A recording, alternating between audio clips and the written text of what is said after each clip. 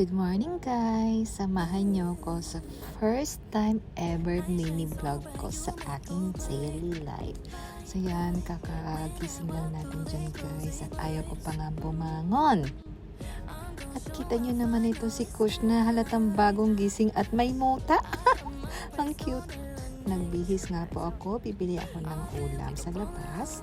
And kanina pala nagsaing na rin ako nung nagising ako ng umaga. Okay, yan, brown rice para healthy. Then, aura-ora ulit bago lumabas. So, actually, yung bilihan namin ng ulam dito is malapit. Iniisip kong magluto, kaya lang tinatamad ako magluto. Kasi iniisip ko, parang mas mapapamahal pa yata ako pag nagluto ako. So, iniisip ko na lang na lumabas, bumili na lang ng lutong ulam. So, ayan, ganda-gandahan si Inda. Hindi yan naligo. Siyempre, ganun talaga. Kasi sa bahay lang, bawal maligo. Ayan, so, mainit nga po yan. At papunta nga po ako dun sa Aliga Restaurant na malapit sa bahay namin. So, mga 3-minute walk lang yan. Sobrang init, grabe. As in, nagagalit yung init. At ayan, malapit na nga po ako.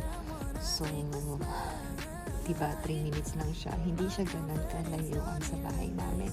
Actually, dito tayo siya ng building. So, yan yung mga lutong ulam. Tapos, napili ko nga dyan is yung yung barbecue kasi masarap talaga yan. Tapos 5 dirhams. Bumili ako ng dalawa. And then ito, bangus steak. So 10 dirhams. Nagsisinga ako kasi ang konti lang pala.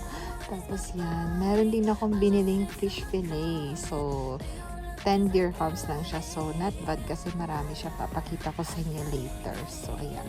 Lakad tayo. Diba? Ang init. Nakakakunot talaga ng noo. So ayan. Ara-ara.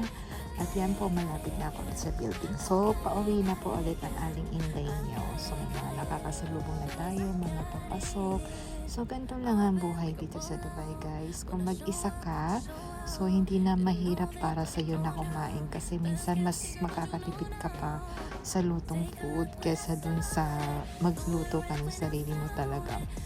Kasi ganun din, bibili ka rin ng mga rekado. So, ayan na nga. Pinatong ko na rin po yung aking mga pinamili. Tapos, usually, pag bumili ako, talagang nilalagay ko sila sa separate na lalagyan. So, ayan nga po, ang hirap.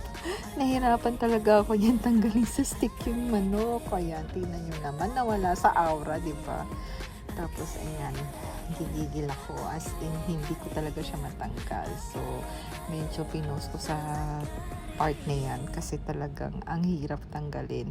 Pero fresh siya, in fairness naman, fresh yung pagkakaluto sa kanya.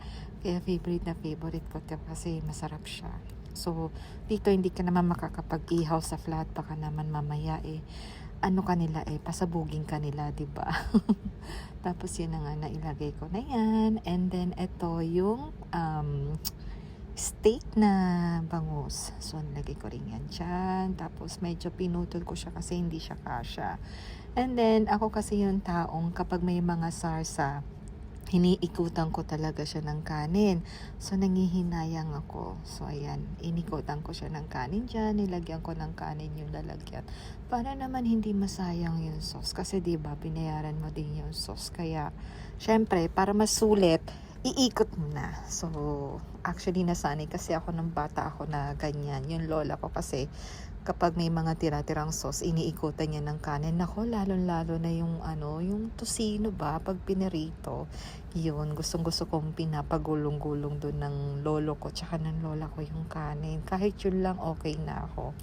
Tapos, eto naman, as in, dito ako natuwa, guys. Kasi tingnan nyo kung gaano kadami yung servings niya. So, sabi sa akin ni ate, is 10 dirhams na lang yan. So, I think parang maulang ko na hanggang 3 days. Kasi masyado nga akong tipid sa pagkain. So, halos na puno niya yung lalagyan ko.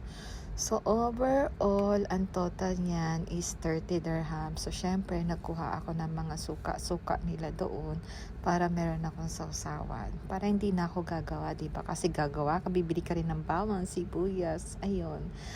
And then, pinaka-paboritong part ko, pinaikot-ikot-ikot ko na naman yung kanin ko. So, yan. Kasi sayang talaga, nangihinayang ako sa soso. Ayan, inikot-ikot ko siya dyan.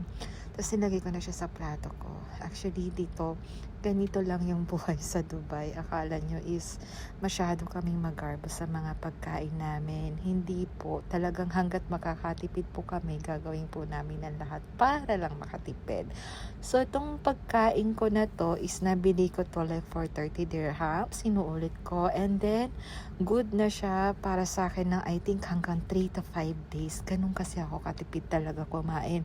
Sa ulam, hindi ako makaulam. And then sa rice naman, nagsasaing na lang ako para hindi na ako bibili ng rice.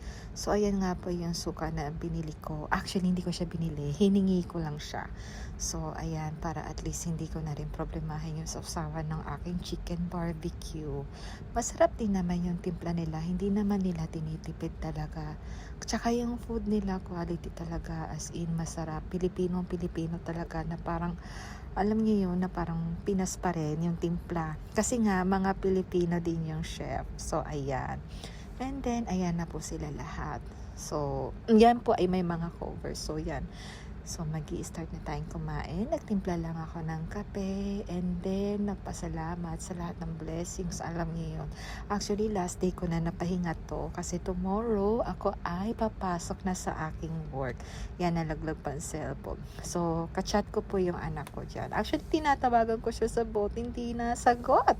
Kaya, ayan, scroll na ng message na lang sa aking anak. Kaya, ayun. Dito na po nagtatapos. Sana po napaligaya ko kayo at na-inspire ko kayo kung paano magtipid ang mga OFW dito sa Dubai. Kaya kayo sa Pinas, mag-ipon po palagi. Okay? Thank you. Bye!